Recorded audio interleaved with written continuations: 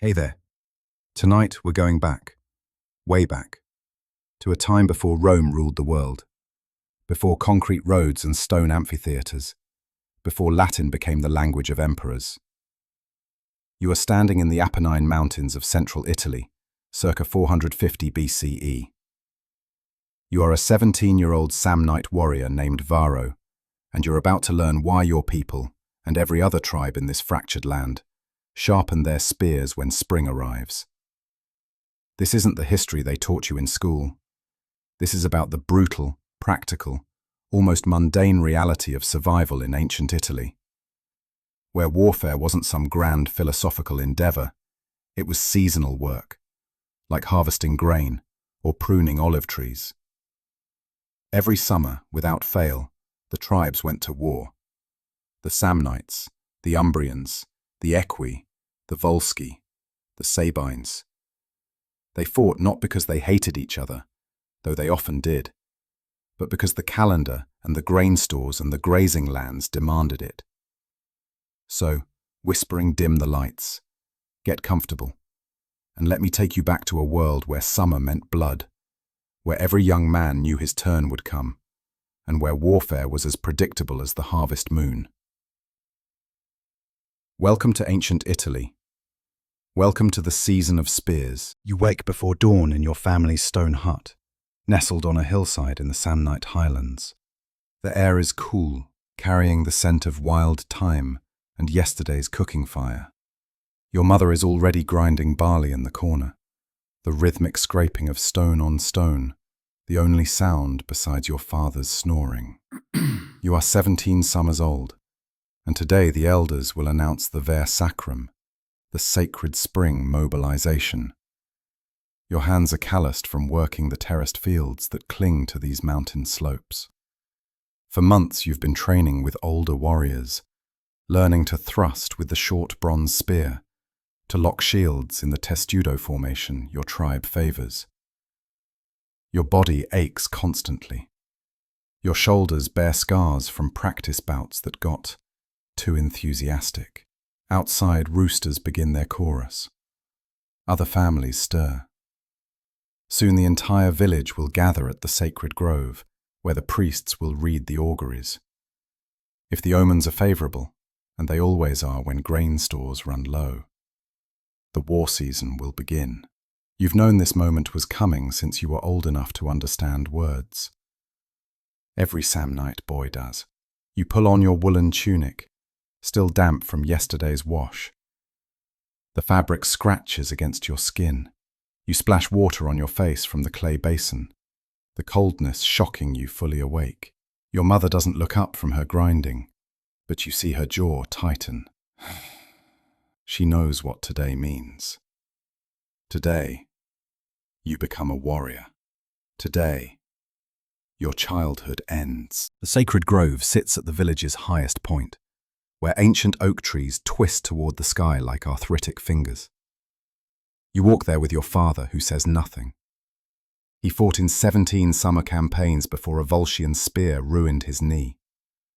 Now he limps, and on cold mornings you hear him cursing the gods under his breath. The entire village gathers, 300 souls, maybe more. Warriors cluster together, their bronze helmets catching the early light. Older men with white beards and battle scars. Young men like you, trying to look brave. Boys too young to fight, watching with hungry eyes. Women stand apart, many already wearing the mourning veils they'll don when the warband marches away. The high priest emerges from the sacred oak's shadow. His name is Medix Tatius, and he's older than anyone can remember. His face is a map of wrinkles, his hands spotted with age. He wears a crimson robe and carries a bronze scepter topped with a wolf's skull. The wolf is sacred to your people, symbol of ferocity, of pack survival. Tatius raises the scepter, and the crowd falls silent. Even the birds seem to cease their singing. He speaks in the old tongue, the formal language of prayers, invoking Mames, the Oscan god of war, whom the Latins call Mars. His voice, surprisingly strong, carries across the grove. You don't understand all the words, but you know their meaning. The gods are hungry. The land is hungry. The people are hungry. Therefore, war. The announcement you've been dreading and anticipating in equal measure. The Ver Sacrum is declared. Every able man between 17 and 40 must prepare to march when the oak leaves fully open. You have 2 weeks. Training intensifies. For the next 2 weeks, you rise before dawn and drill until dusk. Your warband captain is named Statius, a scarred veteran of 30 campaigns who lost his left eye to an equian axe. He shows you no mercy. Better to bleed in practice, he growls, than die in truth. You learn the shield wall, the testudo that makes Samnite infantry feared throughout Italy. 60 men packed shoulder to shoulder, shields overlapping, spears bristling forward like a bronze hedgehog. You learn to move as one organism, to trust the man on your left to protect your exposed side. You learn that individual courage means nothing. The shield wall is everything. The training ground is a flat area below the village where stones have been cleared away. Dust rises in choking clouds as you march back and forth. Forward, back, wheel left, wheel right. Lock shields, brace. The orders become rhythmic, almost meditative. Your shield arm develops a constant ache. The bronze rim digs into your forearm until the skin bruises purple. You practice the thrust, short economical jabs with the spear. Never overextend, never expose yourself. Statius demonstrates on a straw dummy, his movements economical, brutal, efficient. The spear is not for throwing, he says. It's for killing the man in front of you while your shield protects you. Again, until it's in your bones. At night, you collapse on your sleeping mat, too exhausted to eat properly. Your mother forces thin barley porridge down your throat. Your hands tremble from fatigue. 5 days before departure, the village armourer inspects every weapon. His name is Drusus, and he's a squat man with shoulders like an ox and burns covering both forearms from his forge work. He checks your spear point, running his thick thumb along the edge, testing for cracks in the bronze. He grunts approval. Your shield is different. The wood frame is sound, seasoned oak that won't split, but the leather facing is cracked. Drusus shakes his head. This won't stop a sword. He disappears into his workshop and returns with fresh cow leather, still stiff and smelling of tannery chemicals. He stretches it over your shield face, lashing it tight with bronze rivets. His hands move with practiced speed. Your uncle carried this shield, he says, not looking up. Killed 4 men with it. Don't waste his work. You watch him work, noting the scars on his hands, some from burns, others from sharp tools. Every warrior depends on men like Drusus. He doesn't fight, but without him, no one could. There's honor in that, though boys like you never think about it until you're standing here, watching him save your life with lever and rivets. He finishes and hands back the shield. It's heavier than before, the fresh leather still retaining moisture. You thank him. He waves you away, already examining the next warrior's equipment. Efficiency, not sentiment. That's survival in these mountains. That night, your mother oils your shield straps while you sharpen your dagger. 3 days before the march, your father takes you hunting. This is tradition, a final meal of meat before the warband departs. You climb high into the mountains where ibex and wild boar roam, following goat tracks through scrub oak and juniper. Your father moves slowly because of his ruined knee, but he knows every rock, every hollow where animals shelter. You don't speak. He never speaks when hunting. Words scare game, but more than that, your people believe silence in wild places invites good fortune. The mountains belong to older gods than Maymares, spirits of stone and water and wind. You move quietly, spear ready, watching where your father points. Near midday, you spot the boar. It's rooting in a ravine, tearing up wild onions with its tusks. A young male, maybe 2 years old, perfect eating size. Your father signals. You take it. Your kill. Your heart hammers. You've hunted before, but always with a group, always with older men leading. This is different. This is your father saying, "You are ready. You are a man now." You creep forward, using scrub for cover. The wind favors you, blowing from boar to you. 20 paces. 15. 10. The animal raises its head, sensing something. You explode from cover, sprinting, spear raised. The boar wheels to flee. You throw. The spear takes it high in the shoulder. Not a killing blow, but enough. The animal squeals and bolts, crashing through undergrowth. You pursue, drawing your dagger. Your father's shouts follow you, but you don't hear words, only sound. Adrenaline sings in your veins. You find the boar 30 paces down the ravine, collapsed against a rock. The spear still juts from its shoulder, the animal's breathing laboured and wet. Pink foam bubbles from its snout.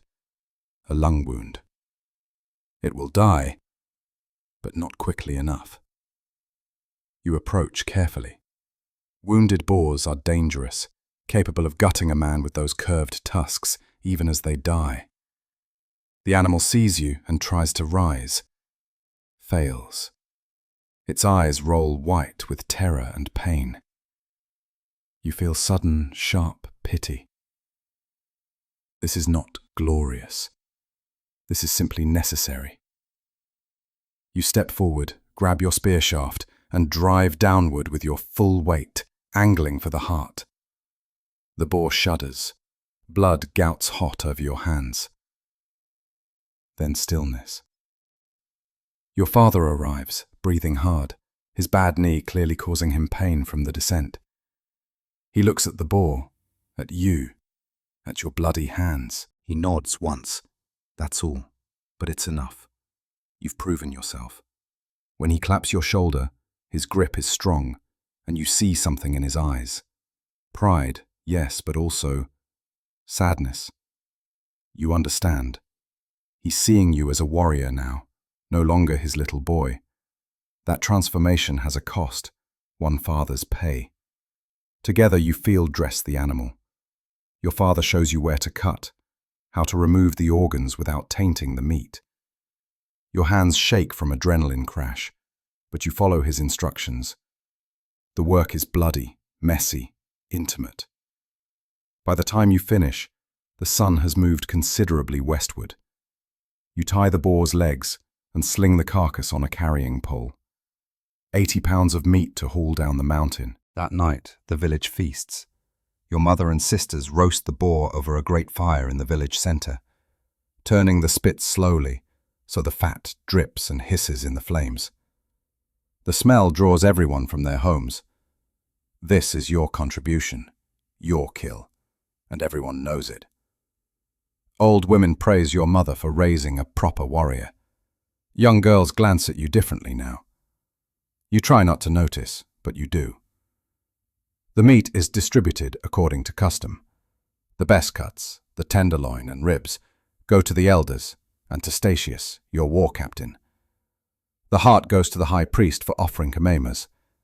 Your family receives a generous portion, along with the hide and tusks. The rest is shared among the warriors who will march in 2 days. Everyone eats. Even the poorest family gets a portion. This is how your people survive. Through sharing, through obligation, through the web of connections that binds mountain villages together. Your father tells the story of the hunt to any who'll listen, embellishing slightly. The boar was larger, your throw truer, your pursuit faster. You sit beside him, embarrassed but pleased. Your younger brother hangs on every word, his eyes wide. He's only 10. His turn will come. After eating, the warriors gather around the fire. They sing old songs about ancient victories, about the time Samnites drove the Latins back across the Liris River, about the year they burned an Etruscan trading post. The songs are repetitive, rhythmic, designed to be sung by drunk men.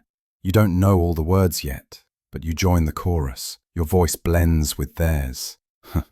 You are part of the war band now. The morning of departure arrives too quickly. Dawn breaks cold and clear, the kind of spring morning that promises summer heat by midday. You wake to find your mother already dressed, packing your travel provisions: dried barley cakes, hard cheese, a small clay jar of olives preserved in brine. She wraps everything in oiled cloth, her hands moving with mechanical precision, her face carefully blank.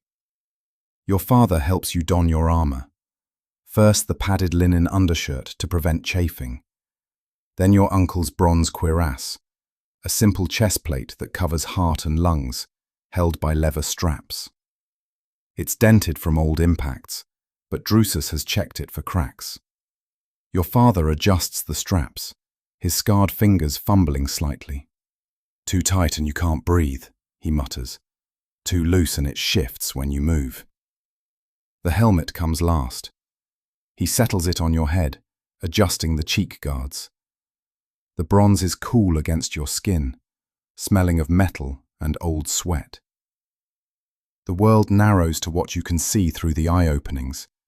Sound becomes muffled, echoing strangely inside the bronze. You feel suddenly enclosed, separate, alone. Your younger brother and sisters watch silently.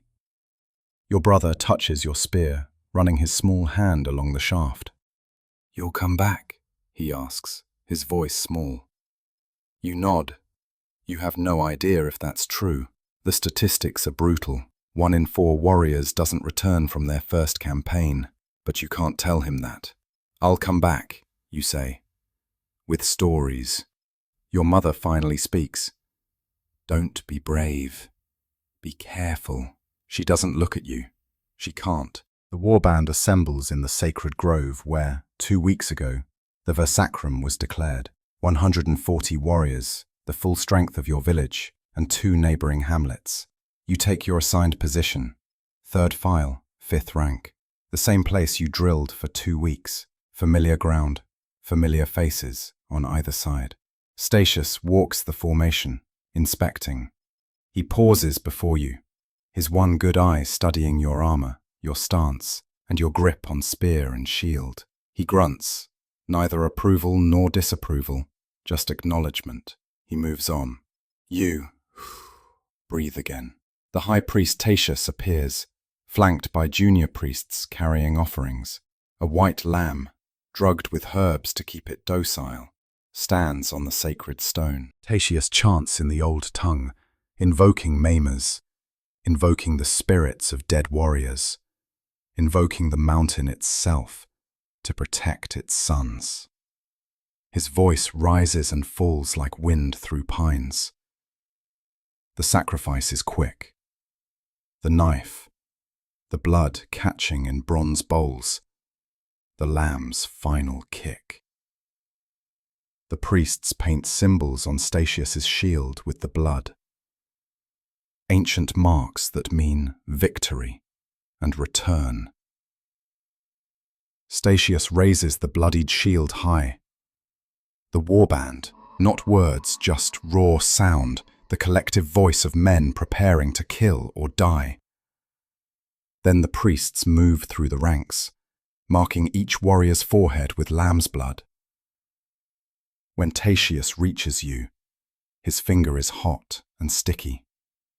He draws a symbol you can't see, but can feel. A cross with a circle. Protection. Luck. The favor of gods who may or may not exist. "March well, boy," he whispers. "Fight better." The march begins. Statius leads, his scarred face set in permanent scowl. Behind him, the warband moves in column, 10 files wide, 14 ranks deep. You are somewhere in the middle, neither leading nor lagging, surrounded by the anonymous mass of bronze and flesh. The pace is brutal. Not running, but not walking either. A ground-eating stride that covers 4 miles per hour, hour after hour. Your armor grows heavier with each mile. The sun climbs, turning your bronze helmet into an oven. Sweat pours down your face, stinging your eyes. You can't wipe it away without breaking formation. You march down from the mountains toward the Volturnus River Valley. The terrain gradually shifts from rocky highlands to rolling hills covered in oak forest. The buzz of insects. Farmers stop their ploughing to watch the warband pass, shading their eyes against the sun. Some wave. Most simply stare. They know what this column represents. Protection, yes, but also obligation. They'll feed you if you camp nearby. They have no choice. By midday, your feet are blistering in your sandals. You've drunk all the water in your leather flask. Your shield arm trembles from fatigue. Holding that weight for hours tests muscles you didn't know existed. Around you, veterans march with apparent ease, their faces expressionless. They've done this dozens of times. You grit your teeth and match their pace. No one speaks. The only sounds are the rhythmic tramp of feet, the clink of armor, labored breathing. You exist in a moving bronze bubble, sealed away from the world. Camp that night is a cleared field beside a tributary stream. Statius picks the location with care. High ground, water access, clear sightlines in all directions. The warband drops their armor with a collective sigh of relief, then immediately begins work. Veterans teach you the routine. Perimeter trenches first, shallow but enough to break a surprise charge. Sharpened stakes planted in the earth, angled outward. Fire pits dug in organized rows. You collapse by the stream, dunking your entire head in the cold water. It's murky, silted with spring runoff, but it's wet and it's cool, and right now, nothing else matters. You drink until your stomach aches, then drink more. Around you, other young warriors do the same. The veterans laugh at your desperation, but without malice. They remember their first march. Food is cold barley cakes and cheese from your provision pack. No fires yet. Statius wants camp established first. You eat mechanically, too tired to taste anything. Your feet are bleeding inside your sandals. When you peel them off, the leather is dark with blood and the blisters have burst. An older warrior named Gaius sees you examining the damage. He tosses you a leather pouch. "Pig fat and pine pitch," he says. "Coat your feet before you sleep. Tomorrow will be worse." You follow his instructions, smearing the foul-smelling mixture on your torn flesh. It burns, then numbs. Small mercy. You rewrap your feet in spare cloth, creating crude padding. Tomorrow, you'll march again, and the next day, and the next. Welcome to summer campaign. The second day's march is, as Gaius promised, worse. Your feet scream with every step despite the pig fat treatment. Your shoulders are raw masses where the pack straps have abraded skin. New muscles you didn't know existed announce their existence through pain. But the warband marches on, and so you march with them. You descend from hills into broader valleys. The terrain becomes more cultivated. Ordered fields of grain, olive groves, vineyards on southern slopes. These are not Samnite lands. These are the territories of the Volsi, traditional enemies whose summer raids into Samnite highlands always require answering. You're in hostile territory now, though you'd never know it by looking. Farmers work their fields, children play by farmhouses. Life continues as if 140 armed warriors weren't marching through their world. Statius calls a halt at midday beside a large villa, a wealthy landowner's compound with plastered walls and tile roof, impressive by local standards. The owner, a grey-haired man with a patrician bearing, emerges with servants carrying bread, wine, cheese, an offering, tribute, the implicit agreement that keeps his farm from being burned. Feed passing warbands, and they'll protect you from other warbands. Statius accepts with formal courtesy. The food is distributed. You receive a chunk of white bread, softer than anything you've eaten in weeks, and a clay cup of wine mixed with water. The wine makes your head swim immediately. You're dehydrated and exhausted, and unaccustomed to alcohol. You force yourself to eat slowly, despite ravening hunger. The landowner's daughter appears briefly in the courtyard. She's perhaps 14, dark-haired, curious. She stares at the warband with wide eyes before her mother yanks her back inside. You think of your own sisters. The combined Samnite army marches north, 1,200 warriors moving as one organism, a bronze serpent crawling across the Italian landscape. The scale overwhelms you.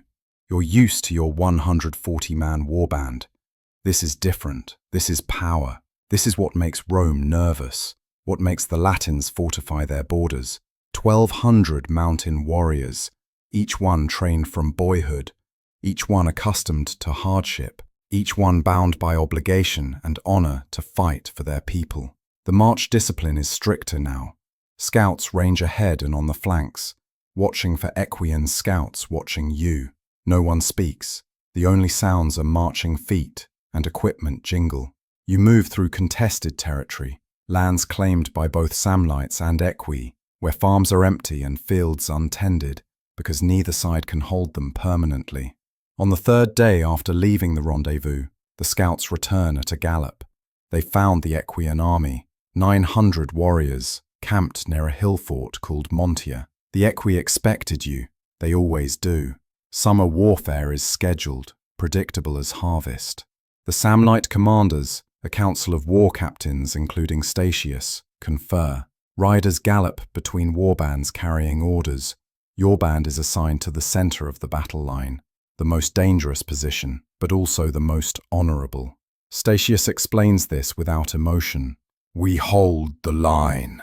If the center breaks, the whole army breaks. Simple as that. That night, camp is subdued. Men sharpen weapons that don't need sharpening. Check armor that's already sound. Write messages on pottery shards, asking comrades to deliver them to family if they fall. You watch this ritual and understand. These veterans have been here before. They know the odds. They know that tomorrow, some of them will die. Dawn breaks grey and cold. You wake to find dew coating everything. Your blanket soaked, your armor clammy. The camp stirs slowly, men emerging from shelters with the stiff movements of those who slept poorly. Breakfast is cold barley cake and water. Your stomach rejects food, clenching tight, but you force it down. You'll need the energy. The armor ritual begins. Veterans help novices, checking straps, adjusting fittings. An older warrior named Titus ties your cuirass straps properly, his scarred fingers efficient. First battle? He asks. You nod. Stay in formation, he says. Don't chase kills. Don't leave the shield wall. The man on your left protects you. You protect the man on your right. Remember that, and you might survive. The army forms up in the valley below Montia Hill Fort. 1,200 warriors in a battle line, 600 men wide, 2 ranks deep. Your warband holds the center, as promised. You take your position. Second rank, 5 men from the left edge of your group. The man ahead of you is Gaius, who gave you medicine on the first night. The man to your left is Marcus, who wrote letters yesterday. The man to your right is another young warrior, maybe 18, whose name you don't know. He's pale as death, breathing too fast. Across the valley, perhaps 500 paces away, the Equian army deploys. 900 warriors in similar formation. You can't see their faces at this distance, just the glint of bronze and the forest of spear points. They look exactly like you. They are exactly like you. Italic warriors, speaking a similar language, worshipping similar gods, fighting over the same patches of grazing land their fathers and grandfathers fought over. Shouting shields! Statius bellows. As one, 1,200 shields rise and lock. The weight stretches. Time becomes strange, simultaneously crawling and racing. You hear your heartbeat, loud as drums. You hear Marcus's breathing beside you, harsh and rapid. You hear the creak of leather straps, the clink of bronze against bronze as men shift weight. You smell fear sweat, sharper than normal sweat. You smell the oil on shields, the metal of spear points. Your world shrinks to immediate sensation. Across the valley, the Equian line begins to move. Not charging, advancing at measured pace, maintaining formation. The distance closes. 400 paces, 300. You can see individual warriors now, their shields painted with clan symbols different from yours. They look focused, professional. Veterans leading young warriors just like you. Statius's voice cuts through the tension. Forward! Slow march! The Samnite line lurches into motion. You move because the man ahead moves, because the men beside you move. 1,200 warriors walking toward 900, closing the gap. 200 paces. 150. Your legs tremble. Your bladder suddenly demands release. You ignore it. Fear is a living thing now, coiling in your guts, threatening to paralyze you. You focus on Gaius's back, on maintaining the step, on keeping your shield locked. That's all you can control. 100 paces. You can see faces now. A warrior with a full beard, another with a scar across his cheek, a young one pale as snow. They're real people. You're about to try to kill them. They're about to try to kill you. 70 paces. Statius! Halt! Brace! The line stops, shields planted, spears lowered to horizontal. The hedgehog bristles. The Equians keep coming. 50 paces. 30. 1,200 Samnite warriors smash into 900 Equians, with a crash that echoes off distant hills. Shields slam against shields, spears thrust between gaps. Men scream. Battle cries and pain and rage and terror all mixing into inhuman sound. The noise is overwhelming, disorienting. Nothing could prepare you for this. The line ahead of you absorbs the impact. Gaius plants his feet and takes the shock, his shield booming as an Equian shield hits it. His spear thrust. You can't see if it connects. Beside him, other first-rank warriors do the same. Some fall immediately, spears finding throats or armpits or groins. Others hold, locked in shoving matches that will determine who lives. Your job is simple. Push.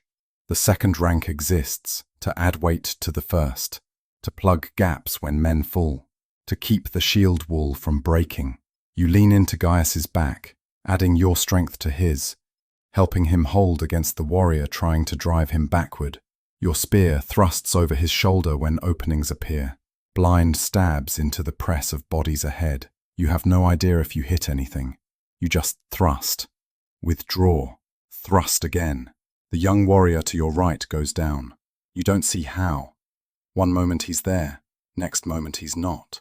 And an Equian warrior is trying to push through the gap. Marcus and another warrior close the hole, shields slamming together. The Equian spear thrust catches Marcus's shield edge, deflects, scores a line across your shield rim. Close. So close. Time becomes meaningless. You exist in eternal now. Push. Thrust. Brace. Push. Thrust. Your world is Gaius's back, Marcus's shield, the press of bodies, the smell of blood and shit and sweat. Men die around you, but you can't process it. You're too busy trying not to die yourself. The push continues. Minutes? Hours? You have no sense of time. Your arms are lead, your legs tremble, your throat is raw from screaming. But the line holds. The Samnite center, your position, takes the worst pressure but doesn't break. This is what Statius meant. This is what matters. Ahead, Gaius kills his opponent. You see the spear thrust take the Equian in the throat, see the blood spray, see the man collapse. Another warrior steps into the gap immediately. The fight continues. You thrust at the new warrior, your spear scraping off his helmet. He doesn't even flinch.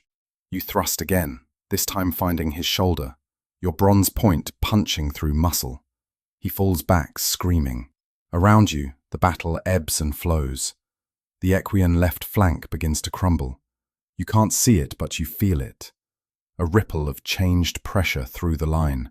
The Samnite right flank is pushing forward, rolling up the enemy. The Equian commander sees this and calls retreat. The Equian line begins backing away, not running, but conducting a fighting withdrawal. They maintain formation, shields locked, stepping backward in measured pace. The Samnites pursue, but carefully. No one wants to break formation chasing a fleeing enemy. Statius's voice rises above the din. "Hold! Hold the line! Let them go!" The armies separate.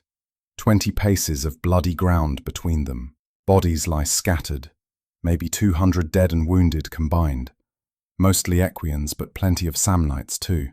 The young warrior who stood beside you at the battle's start lies face down, a spear through his back. You don't know his name. You never will. The Equians retreat toward their hill fort. The Samnites let them go. This wasn't about annihilation, just establishing dominance, answering last year's raids, drawing blood to satisfy honor. The summer campaign's first battle is over. The battlefield work begins. Warriors move through the dead and wounded, separating friend from enemy. Samnite wounded are carried to the rear where camp followers, older men and women who travel with the army, begin treatment. Equian wounded receive mercy killings, quick dagger thrusts to end suffering. This is custom, agreed by all Italic tribes. No one wants to die slowly from gut wounds. You help carry a wounded Samnite warrior named Lucius. A spear caught his thigh, a deep puncture that pulses blood with each heartbeat. He's conscious, biting on leather to keep from screaming. You and Marcus take his arms, another warrior takes his legs, and you stumble toward the medical area. Your own legs barely work. Everything hurts. The camp followers clean Lucius's wound with wine. He screams despite the leather bit, then pack it with moss and cobwebs, binding it tight with linen. If infection doesn't set in, he might live. Might. The old woman treating him barely looks up when you set him down, already calling for the next wounded. Her hands are steady, professional. She's done this before. Many times. You stumble back to the battlefield. Bodies are being looted. Weapons, armor, personal items. This is expected, accepted. The dead don't need equipment. The living do. You search the young Equian warrior you wounded, the shoulder strike. He's dead now, bled out while you fought others. He's your age, maybe younger. His face is peaceful in death, eyes closed. You take his dagger, better than yours, and a small bronze brooch from his tunic. You'll trade it later. You find 3 gold coins in his belt pouch. More money than you've ever seen. You stare at them, then close his eyes and whispering whisper a prayer. You don't know why. That night, the army camps in the valley, maintaining watch toward the Equian hill fort. No fires are allowed near the front lines. Darkness is defense. You sit with your warband around a small shielded fire, eating cold rations. No one talks much. Veterans stare into flames. Young warriors tend minor wounds, processing their first battle. Gaius finally speaks. You did well, boy. Held the line. Killed at least 2 that I saw. You nod, unable to form words. Did you kill 2? 3? You remember thrusting your spear dozens of times. Sometimes it hit resistance. Sometimes men fell. Were they yours or someone else's? In the shield wall, kills blur together. 14, Statius announces, joining the fire. 14 from our warband dead. 32 wounded. 8 seriously. From 140 warriors, that's roughly 1 in 3 casualties. Not terrible for a frontal engagement, but not good either. We held the center, he continues. The other captains noted it. Well done. Well done. 14 men dead. But that's war. That's summer campaign. You're learning. Marcus unwraps the cloth from your ribs, examining the scrape. Deep enough, he says, but clean. Probably a shield rim caught you during the push. He applies the same pig fat and pine pitch mixture you used on your feet, binding it with linen. The burn makes you gasp. Better infected on campaign, he says. At least then you go home. Later, when others sleep, you lie awake, replaying the battle. The young Equian warrior to your right. How did he die? You never saw. One moment there, next moment gone. The boy you looted, the peaceful face. Did he have a mother waiting? Sisters? A girl he hoped to marry? You push the thoughts away. That path leads to madness. He was the enemy. You did your job. That's all.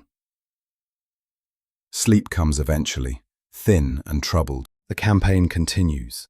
Over the next 3 weeks, your army marches through Equian territory, burning grain stores, driving off livestock, besieging small fortified villages.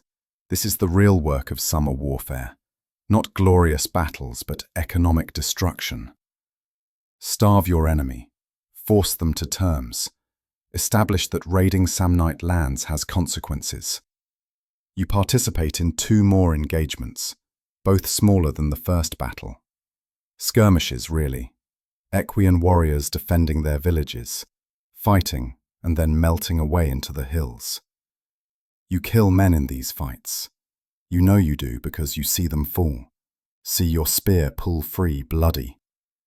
It gets easier. Not easy, but easier. The shock wears off. The mechanical rhythm of shield wall combat becomes familiar. Thrust, withdraw, brace, thrust. Your body hardens. The fat you carried as a farm boy burns away completely.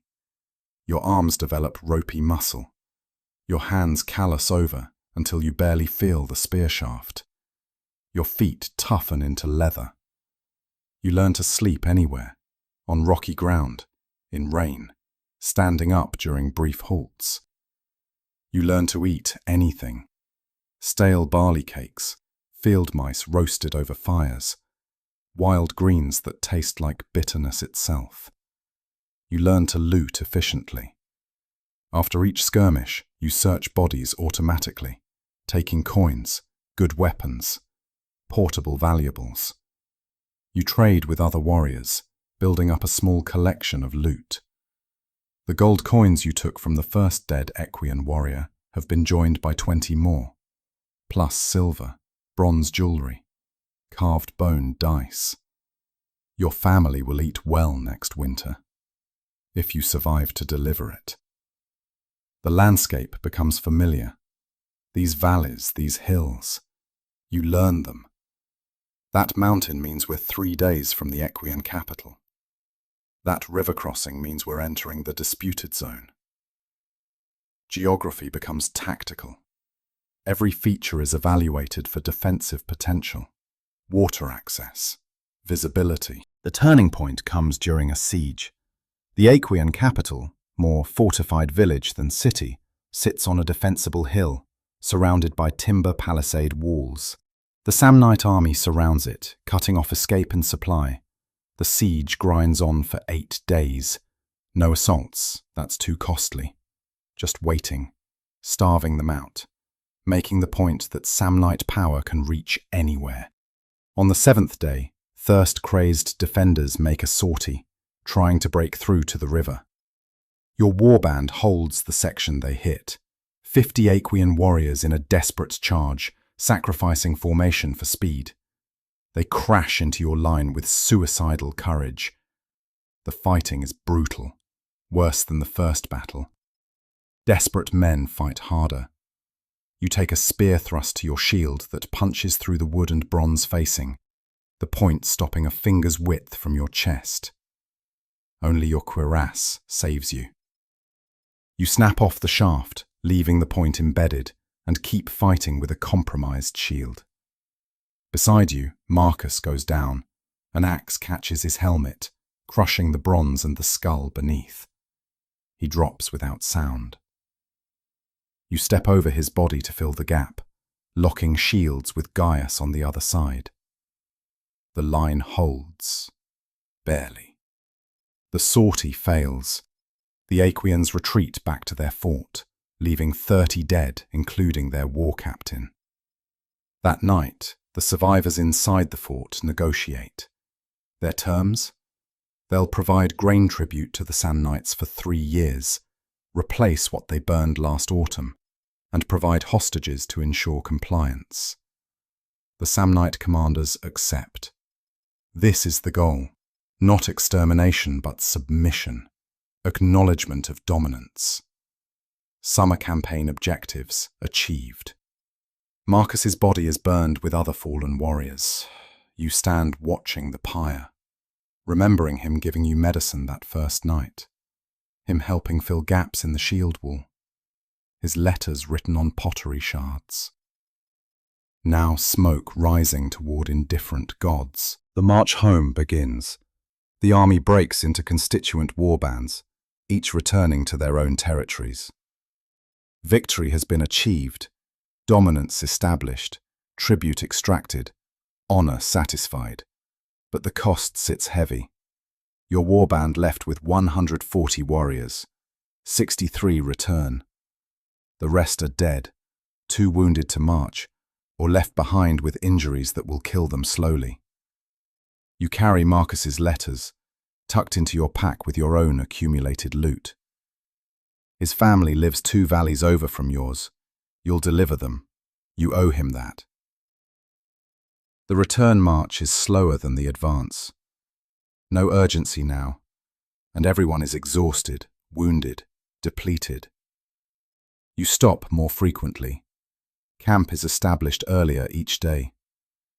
Veterans who seemed invincible on the march out now limp, nurse old wounds that campaigns past left, cough from lung damage. War wears men down. You're seeing it clearly. You pass through the same Volscian territories you marched through 8 weeks ago. The wealthy villa where you stopped for bread and wine, you halt there again. The landowner provides food, but his manner is different now, wary. Your warband is smaller, harder, more dangerous looking. You've become what he fears. Warriors returning from successful campaign, drunk on violence and victory, carrying loot and looking for more. Nothing happens. Statius maintains discipline, but the potential hangs heavy. You understand now why farmers fear warbands. It's not just enemy warriors who devastate. It's all warriors. The line between protector and predator is thinner than you thought. The landowner's daughter appears briefly, as before. She sees you and blanched, retreating quickly. You glance down and see what she sees. A scarred, hardened killer with dead eyes and blood under your fingernails. You're not the boy who marched past 2 months ago. 3 days from home, you pass through the valley where the great muster occurred. The rendezvous point where 1,200 warriors gathered. Now it's empty. Just trampled earth and fire pits and buried latrine trenches. The campaign that seemed so monumental 8 weeks ago has dissipated like morning mist. The army exists only when summoned. Otherwise, it's just farmers and herders and craftsmen scattered across mountain valleys. You think about this as you march. War isn't a permanent state. It's seasonal work. Come summer, warriors gather, campaign, fight, return. Come winter, they're just men repairing their homes, tending flocks, living ordinary lives. Until next summer, and the summer after that, and after that. For some warriors in this warband, this was their 30th campaign. 30 summers of violence, How do they carry it? That night, Gaius talks about his farm. He has a wife, 3 children, olive trees that need pruning, a goat that keeps escaping its pen. He speaks of these things with the same tone he uses to discuss killing techniques. Life and death, farming and fighting, all the same, all equally important or unimportant. You're starting to understand. Do you think about them? You ask suddenly. The men you've killed. Gaius looks at you, his scarred face thoughtful. The first few, he says. After that, he shrugs. You do what needs doing. Thinking too much gets you killed or drives you mad. Choose one. Practical wisdom from a practical man. You file it away with other survival lessons.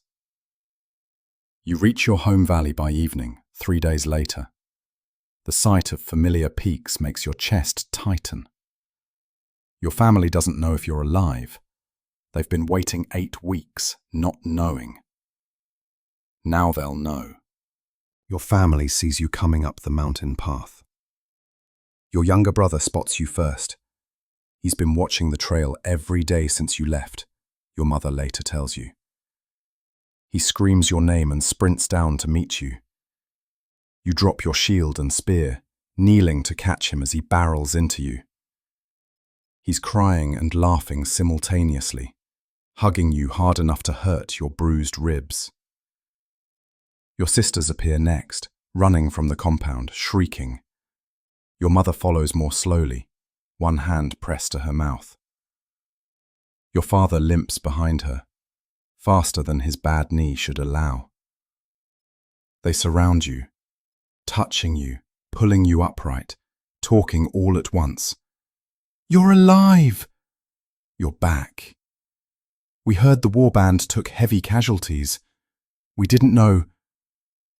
You can barely speak. Your throat closes. You manage. I'm home. 2 words. Inadequate. Everything and nothing. Your mother's hands examine you, checking for wounds beneath the armor, finding the bound ribs, the healing cuts, the bruises. She makes small, wounded sounds. A mother's distress. Your father grips your shoulder, his scarred hand tight, saying nothing. His eyes say everything. Pride.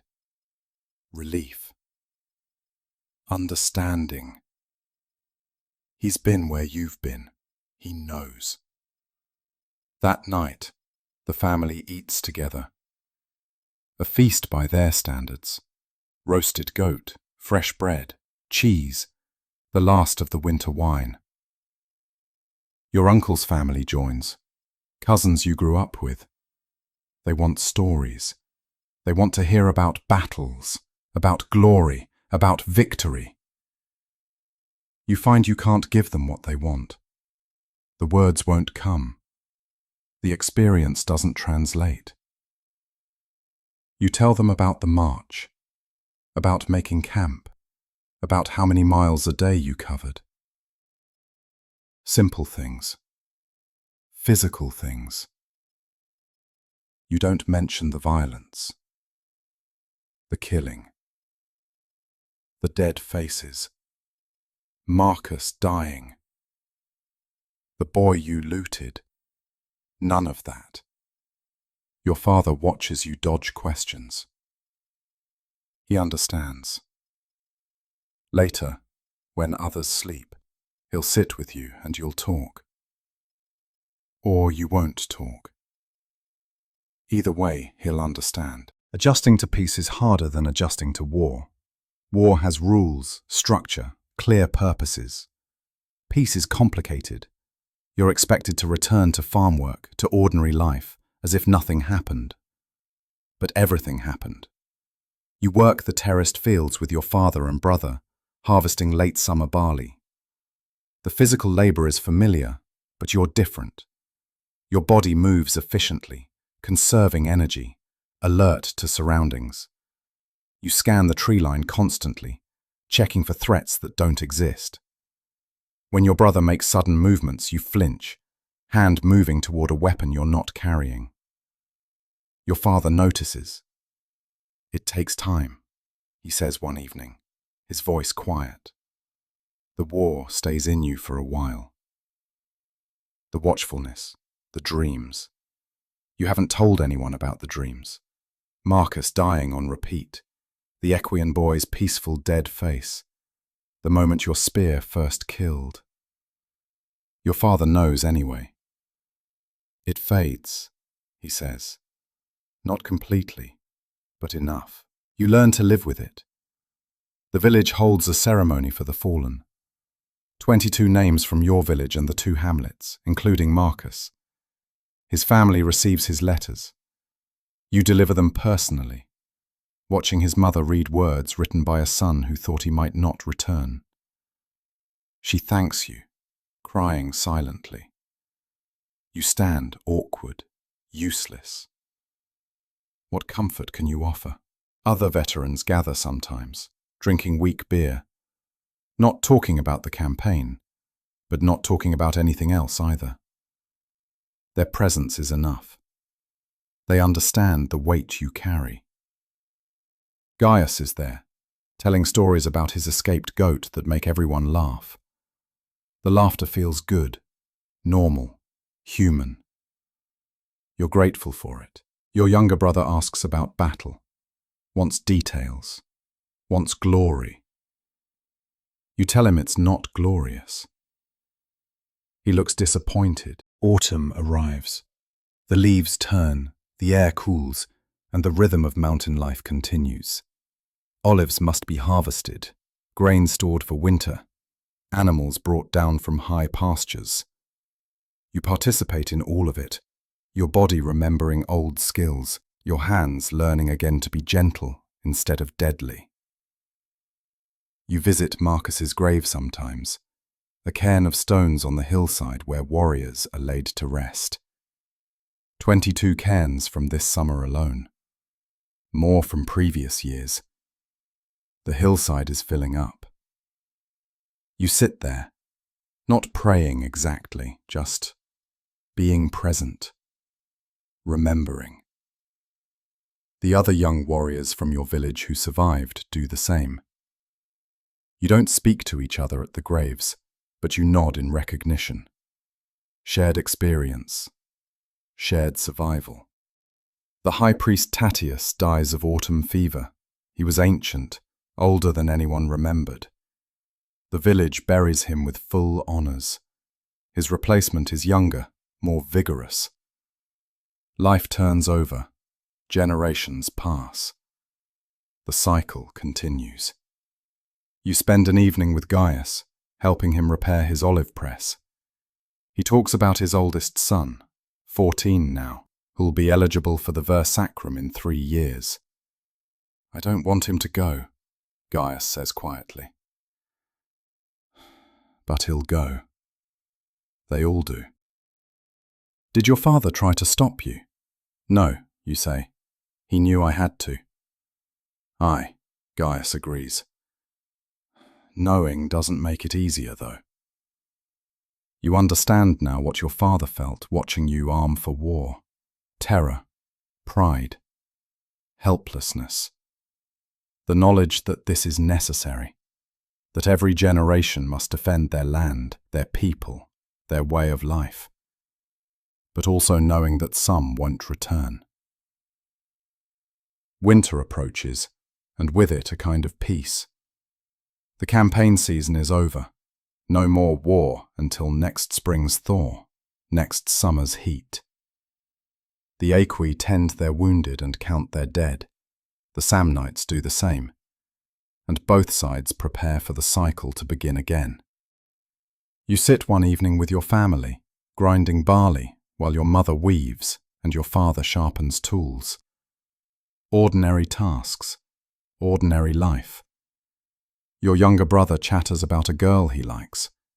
Your sisters argue about nothing. Your parents exchange the comfortable silence of long marriage. You realize you're smiling.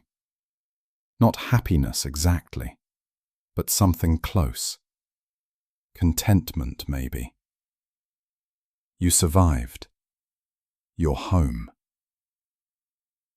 Next summer will come, it always does. But that's next summer. For now, there's this. Firelight. Family. The simple tasks that make up life. Your father catches your eye across the fire. He raises his cup slightly, a private toast. You raise yours in return, veterans acknowledging each other. Survivors. Winter settles on the mountains. Snow caps the high peaks and cold winds sweep the valleys. The campaigning season is definitively over. No army marches in winter when passes are blocked and foraging impossible. This is the time for recovery, for living, for remembering what you fight to protect. The village holds winter festivals. The Saturnalia, when social roles reverse and even slaves eat at the master's table for a day. The winter solstice celebration, when fires are lit to encourage the sun's return. You participate in these traditions with new understanding.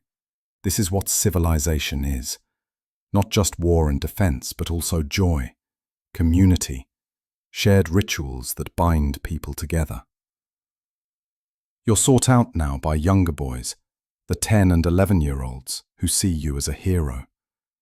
They want stories of battle, want to hear about glory. You tell them instead about the long marches, the blistered feet, the cold rations. You tell them about friends who didn't return. You try to communicate reality, not romance. Some listen. Some hear only what they want to hear.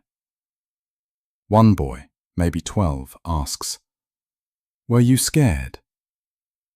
You consider lying, feeding the myth. But honesty wins. Every day, you say. Every moment. Fear is what keeps you alive. He looks disappointed, then thoughtful. Maybe he'll remember. Maybe when his turn comes in 5 years, he'll be better prepared because you told truth instead of tales.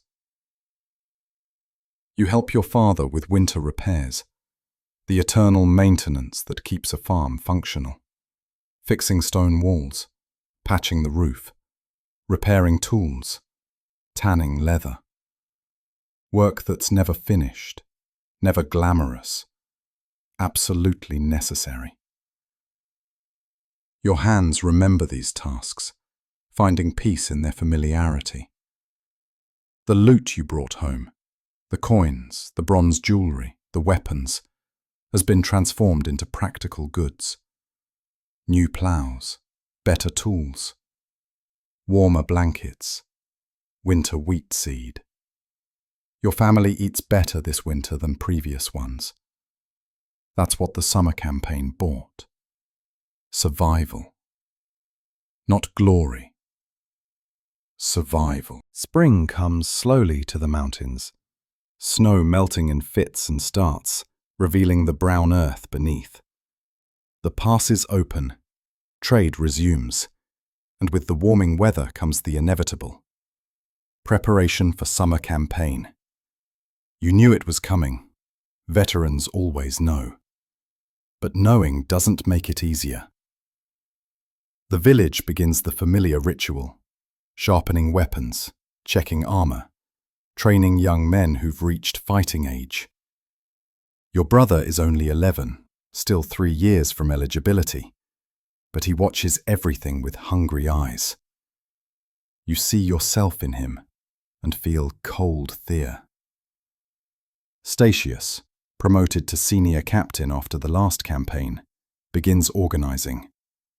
Not everyone who survived last summer will march this summer. Some are too wounded, like Lucius, whose spear-punctured thigh never properly healed. Others have aged out, their bodies finally broken by decades of campaigns. and some simply choose not to return, having fulfilled their obligations or lost their nerve. No one judges them openly, but everyone remembers who marches and who doesn't. You will march. There's no question. You're a proven warrior now, experienced, valuable. The warband needs veterans to steady the new recruits. You owe it to Marcus, to the 14 who fell, to continue their work. That's how you justify it to yourself. But truthfully, you don't know if you're marching from duty or because civilian life feels strange now. You don't know if you're a warrior who farms in winter or a farmer who wars in summer.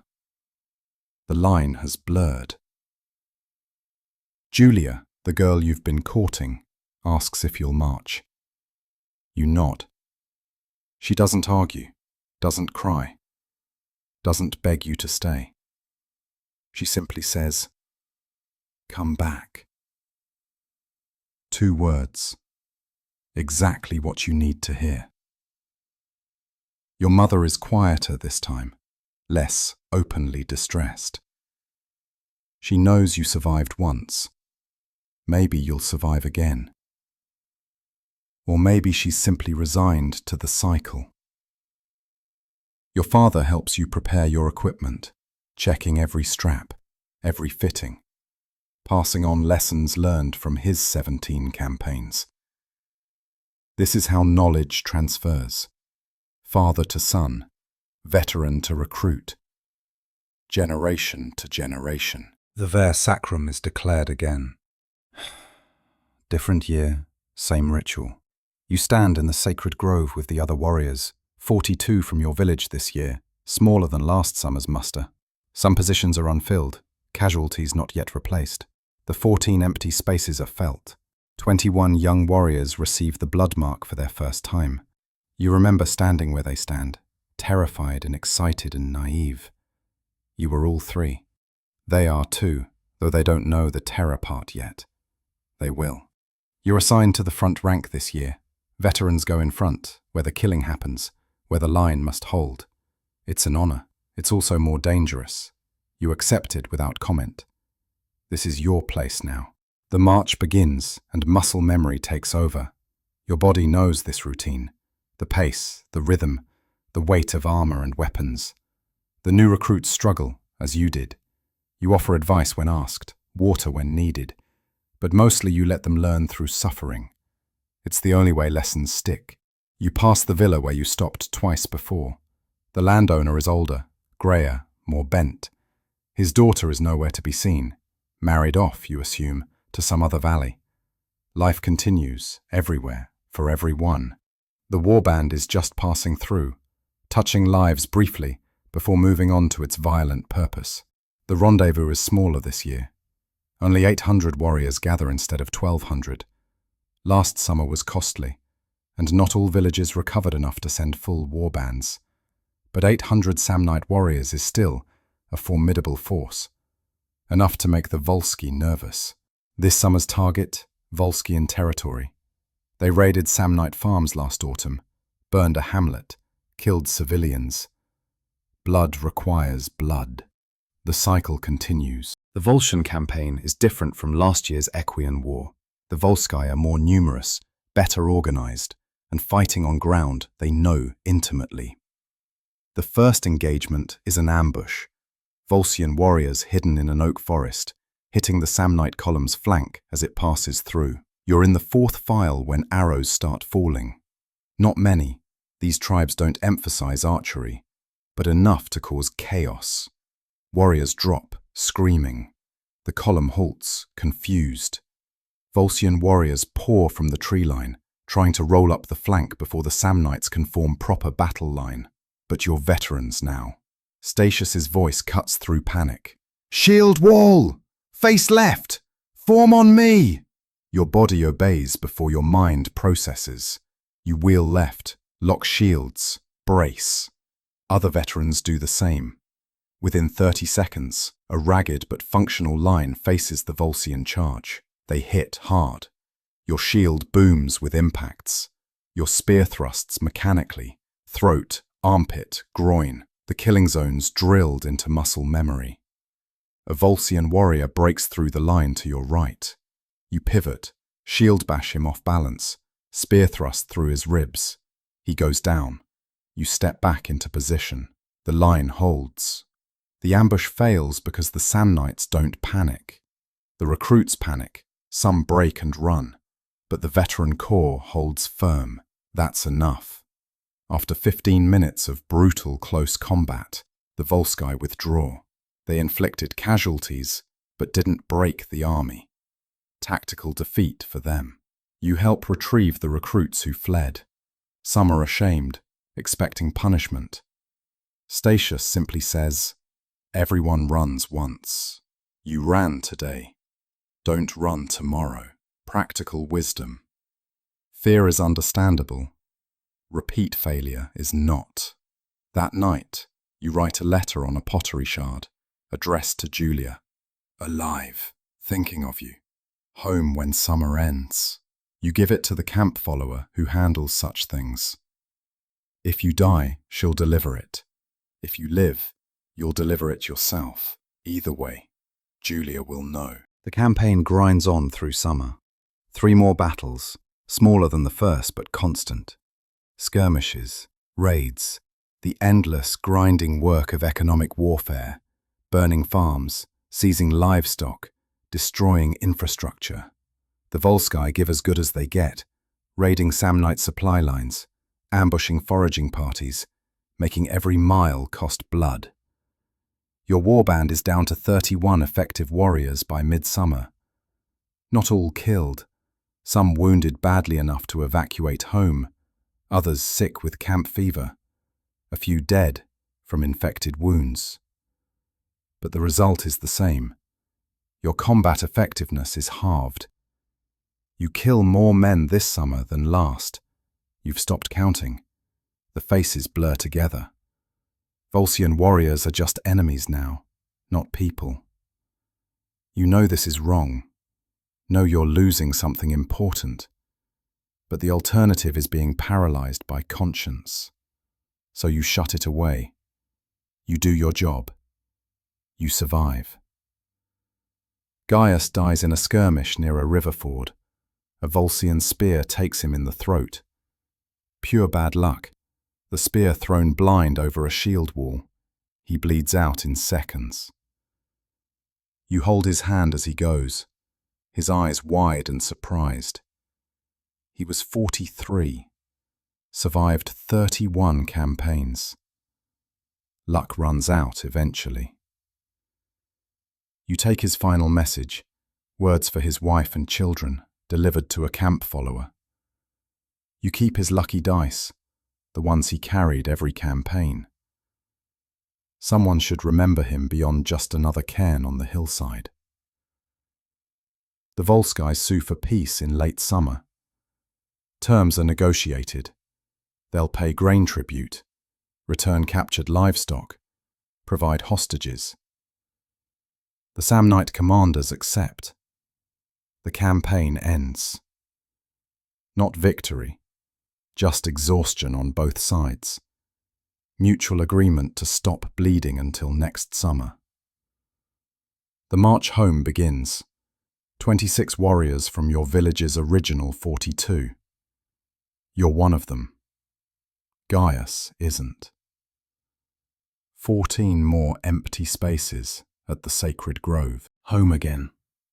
The second return is different from the first. Your family still embraces you, still feeds you, still checks for wounds.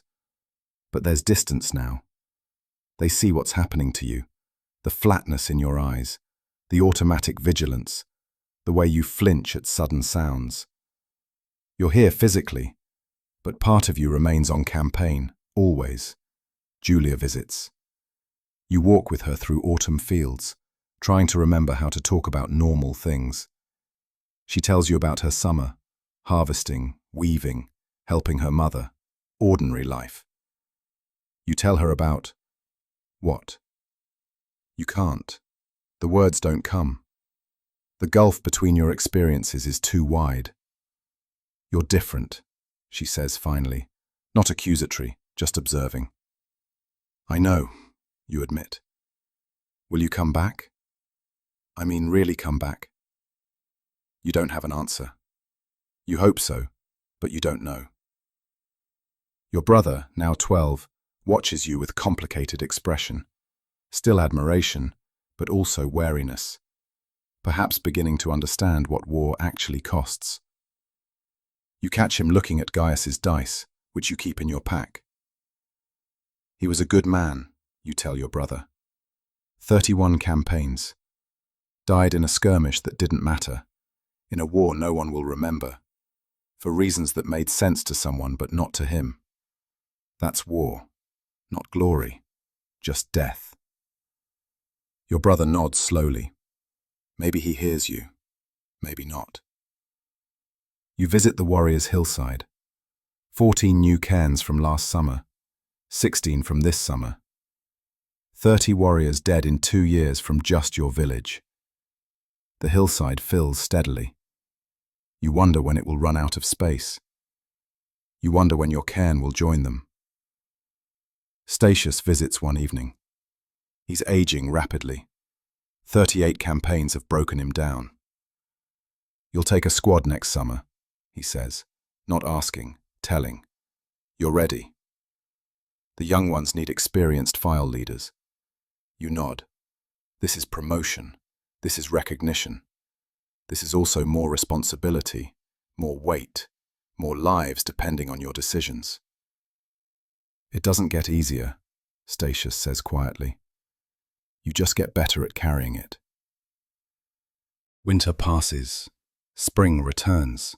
The cycle continues, inexorable as seasons.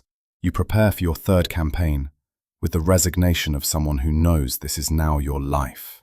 The vers sacrum is declared. Young men receive the blood mark. You stand with other veterans, watching, remembering when that was you, just 3 years ago, though it feels like a lifetime. You lead a squad now. 10 warriors, 5 veterans and 5 recruits. They look to you for guidance, for example, for leadership. You provide it mechanically, teaching them what you've learned through blood and experience, how to fight in shield wall, how to loot efficiently, how to not think too much, how to survive. The march begins. 3rd time walking these roads. You know every villa, every river crossing, every valley. The landscape is familiar, almost comfortable. This is your real home now. The campaign trail, the smell of war camps, the rhythm of march and fight and march. This summer, the target is the Aequi again. They recovered from 2 years ago and raided Samnite territory last autumn. Circle closing, cycle continuing. Blood requiring blood. When does it end? It doesn't. That's the answer. It doesn't end.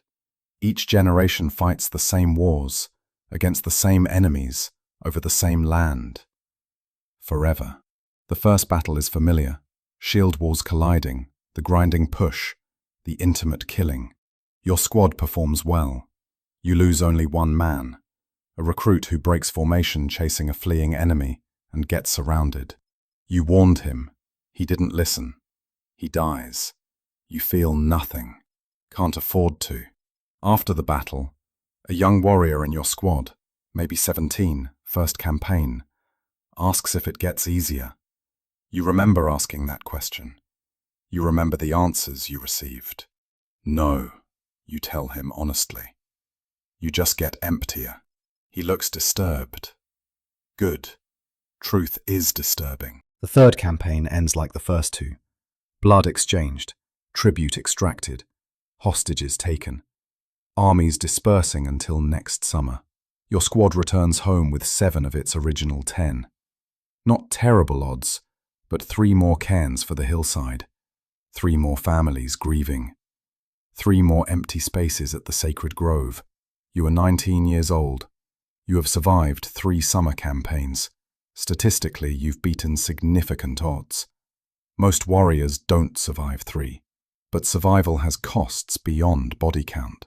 You sit in your family's compound, surrounded by people who love you, and feel nothing. Your mother talks, your father repairs tools, your siblings, your brother now 13, close to eligibility, move around you like you're a stone in a stream, something to flow around rather than engage with. Julia married last winter, a farmer from the next valley, a good man who never campaigned. You're glad for her. She deserves someone whole. Statius visits again. You'll be captain soon, he says. Maybe 2 more summers. You're good at this, boy. Good at keeping men alive. Good at killing. Good at the work. Good at the work. That's what you've become. Good at seasonal war, at the cycle of violence, at the endless summer campaigns that define these mountains, these tribes, this way of life. You think about the question you asked years ago. Why do pre-Roman Italian tribes fight wars every summer? Now you know the answer. Not the obvious ones. Land, resources, honor, revenge. The real answer is simpler and more terrible. Because summer is when you can. Because winter makes campaigning impossible. And autumn is for harvest, and spring is for planting. So summer is when warriors gather and march and fight. Because the cycle exists, and no one knows how to stop it. Or if stopping it is even possible. Because this is how these tribes have always lived. How they'll continue living until something changes. Roman conquest, maybe, or simple exhaustion, or the heat death of the sun. Because war, for these people, in this time, isn't an exception to normal life. It's part of normal life. It's seasonal work. Like harvesting grain. Like pruning olives. Like slaughtering pigs. You're good at your work. You'll probably survive a few more summers. Maybe you'll become a captain. Maybe you'll train another generation of warriors. Maybe you'll die in some forgettable skirmish like Gaius. Maybe it doesn't matter. The sun sets behind familiar mountains. Tomorrow you'll work the fields. Next summer you'll work the war. This is your life now. This is what the cycle makes. Your father sits beside you, saying nothing. He's been where you are. He knows there are no words that help. He just sits, and his presence is enough. 2 veterans, watching the sunset, waiting for the cycle to turn again.